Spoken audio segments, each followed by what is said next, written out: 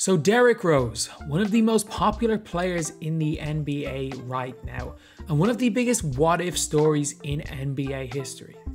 However, things were looking a lot different 3 or 4 years ago than they are right now. Right now, Derrick Rose is one of the best 6 men in the NBA and has been an incredible spark plug for the last number of years, currently being one of the main players on the New York Knicks team who went on a huge winning streak and ended up finishing as the 4th best team in the Eastern Conference. That is a huge change from the narrative around Derrick Rose a couple of years ago. And in this video, we are going to be talking about the rise, we're going to be talking about the fall, and we're going to be talking about the rise again of Derrick Rose.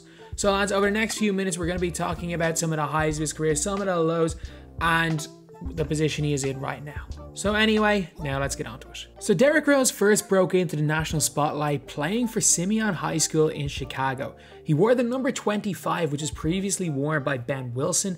He was also the number 5 ranked recruit in the nation, the number 1 ranked point guard, and he led his team to 2 consecutive state championships while also averaging 25 points per game and being named Illinois' Mr. Basketball. He played his only year of college basketball for the Memphis Tigers, where he ended up leading that team to a 33-1 record and all the way to the NCAA championship final, where while being the most impressive player throughout the Final Four and throughout a lot of college basketball outside of maybe Beasley and Hansbrough that year, he did have a chance to ice the game with 10 seconds to go. He missed 1 of 2 free throws. Mario Chalmers came down and hit a massive game-tying shot, and the rest is history. The Memphis Tigers went on to lose that game in overtime, but he declared for the NBA draft that year. It was a 2-horse race for the number 1 pick in the NBA draft that year between Derrick Rose and Michael Beasley. Most people thought that Michael Beasley had the higher NBA ceiling, but Chicago Bulls decided to go with their hometown guy Derrick Rose with a number 1 pick that they honestly completely fluked. But while Beasley did have quite a decent rookie year for the Miami Heat, it was clear from the very start that the Chicago Bulls made the correct decision with getting Derrick Rose. Derrick Rose averaged almost 17 points per game in his rookie year and won, obviously, Rookie of the Year. But the big thing with him was that he showed it in the playoffs. In the first round, the Chicago Bulls faced the Boston Celtics. This turned out to be one of the best first round playoff series of all time. And Derrick Rose led that Chicago Bulls team alongside Luol Deng, Joakim Noah, Ben Gordon to a hard-fought series against Boston, but unfortunately they lost it in Game 7. But the signs were there. Derrick Rose was here to stay and he was going to become one of the best point guards in the NBA sooner rather than later. He continued on with his good form going into his 2nd year, where he ended up making the All-Star team and averaging over 20 points a game. However, the summer of 2010 was a big one. Both LeBron James and Dwayne Wade considering going to Chicago, but they decided to team up in Miami. So what did Derrick Rose do? Only have one of the greatest seasons ever for a young player. Lead the Chicago Bulls to the number 1 seed in the East above LeBron James and the Miami Heat, as well as the Big 3 in Boston, and become the youngest person to ever win an NBA MVP. Obviously, people nowadays look back at the stats in hindsight and say LeBron deserved MVP, but let's be real, there was nobody saying that LeBron deserved MVP in 2011 at the time. Derrick Rose deserved the MVP, and there's a reason why he was first and Dwight Howard was second. We can look back 10 years later at stats and say player X was better than player Y. We were all there at the time. Derrick Rose deserved his MVP, no question about it, in 2011. However, even though they did go and have the best record in the regular season, they still ended up coming up short against LeBron James and the Miami Heat in the playoffs, with LeBron doing quite a good job guarding him. The 2011-2012 season was more of the same, with Derrick Rose becoming an All-Star for the 3rd successive year. However, during the playoffs in that season, something happened. Derrick Rose tore his ACL. It's an injury a lot of people have, but it set off a lot of frequent injuries for Derrick Rose over a number of years. And we didn't even know this at the time, but that injury would cause a player who people believed was the best Chicago Bull since Michael Jordan to never make another All-Star team again. And this is where the fall began. Derrick Rose didn't play any of the 2012-2013 season, And when he came back in 2013-14, he was expected to be in the conversation for winning MVP that season. However, he got injured very quickly. And after only a couple of games that season, he was ruled out for the remainder of it. So there was talk about whether Derrick Rose would ever be the same or not. And to be honest, even though he has had a rise over the last couple of years, people that were saying he was never going to be the same were correct. His injury problems were so bad that in 2014, and honestly this lasted for a couple of years, he began to think about other things than basketball with his injuries. Obviously there are a lot more important things, but it's very rare to see what happened with Derrick Rose, where an NBA player comes out and says he's looking past this season, that he doesn't necessarily care about the season, that he's hoping to be able to just be able to walk and do day-to-day tasks with his kids. And that was kind of a crazy thing because, yeah, obviously there are more important things in life than basketball, but it's very rare to hear an NBA player, especially someone of Derrick Rose's caliber, coming out and saying that publicly like he did in 2014. And over the next couple of years, he just picked up so many injuries.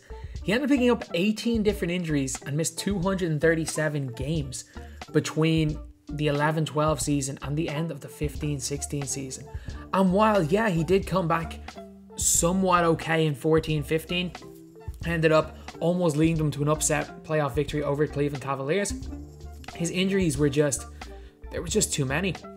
There was just too many injuries for the Chicago Bulls to have any faith in him long term, so they ended up trading him to the New York Knicks. His season with the New York Knicks did not start off too badly. There was a lot expected of that Knicks team with Carmelo Anthony, Joakim Noah, Derrick Rose and Kristaps Porzingis, and they actually started off the season really well. But things took a turn around Christmas time, and Derrick Rose's play began to suffer a little bit. He then ended up going missing during the season to be with his mother, but didn't notify the team, so he ended up getting fined. And in April, he ended up injuring his meniscus again, so he ended up missing the rest of that season. So at the end of the season, the New York Knicks let him go. That's where he signed with the Cleveland Cavaliers to play with LeBron James and hopefully win a championship. He started off the season in quite poor form. He didn't really come back too well from the injury he picked up with New York.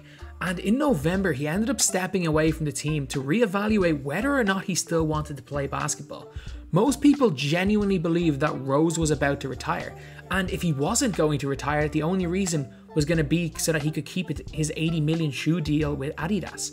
He was then traded to the Utah Jazz as part of their fire sale at the trade deadline that year, where the Cavs completely changed their lineup, and he was immediately waived by the Utah Jazz. This is where most people thought Derrick Rose's NBA career was going to end. But this was only the beginning of the second part of Derrick Rose's career. He ended up signing with the Minnesota Timberwolves, who were coached by his old coach in Chicago, Tom Thibodeau, as well as that had Jimmy Butler on their team, as well as Taj Gibson, so he's reunited with a lot of those Bulls players. He averaged 14 points per game off the bench and genuinely looked like as much of a threat as he had been since probably the start of the prior season with the New York Knicks. The Timberwolves then re-signed Derrick Rose for the following season, and in his first game as a starter, ended up getting a career-high 50 points, which was crazy. People thought Derrick Rose a year prior was done, that he was either going to retire or never be capable of being a good high-level NBA player again. And then he came out and scored 50 points in a game. And while he picked up another couple of injuries and his season ended early with a right elbow injury, his time in Minnesota really rejuvenated his career and set him on the track to be where he is right now. In the summer of 2019, he signed for the Detroit Pistons, where he became one of the best bench players in the NBA. He had 7 straight games where he scored 20 points off the bench, which is nuts. And he continued his high-level play throughout his season and a half there. However, Derrick Rose didn't really want to play with a team like Detroit, who were struggling, and he ended up getting traded to, yet again, a team coached by his old coach Tom Thibodeau, the New York Knicks. Derrick Rose came off the bench for the Knicks. It was a huge part in reviving that team. Him, alongside the likes of Julius Randle, Mitchell Robinson, Emmanuel Quickley, became one of the best and most exciting teams to watch in the NBA. The New York Knicks ended up losing in the first round of the playoffs, but Derrick Rose is well and truly back in the mainstream. Is he an all-star anymore? No. Is he one of the top 20 point guards in the NBA anymore? Highly unlikely. I think you can make an argument, but highly unlikely. But from looking at him in 2017, it's a night and day difference. No longer is it a case of, is Derrick Rose going to retire this year? It's now a case of, is Derrick Rose going to win 6th Man of the Year next year? Derrick Rose is not what people expected of him. Derrick Rose may not even end up being a Hall of Famer. I think he probably will be, but he may not. But Derrick Rose, since 2017, since he got signed by the Timberwolves, has had a great NBA career. While he hasn't hit the dizzying heights that he was expected to reach while he was the youngest MVP of all time, he's a 3-time All-Star, expected to be one of the all-time greats.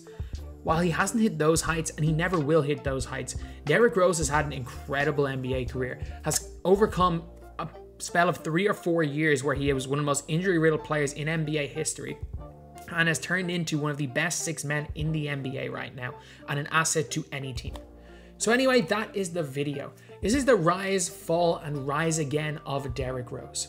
While he didn't rise to the heights that he was once at, he is still an incredible NBA player right now, and it's crazy to think that it's only 4 years since it was looking like an almost certainty that Derrick Rose is going to retire. But anyway, that's the video. Thank you guys for watching. Please like, comment, and subscribe.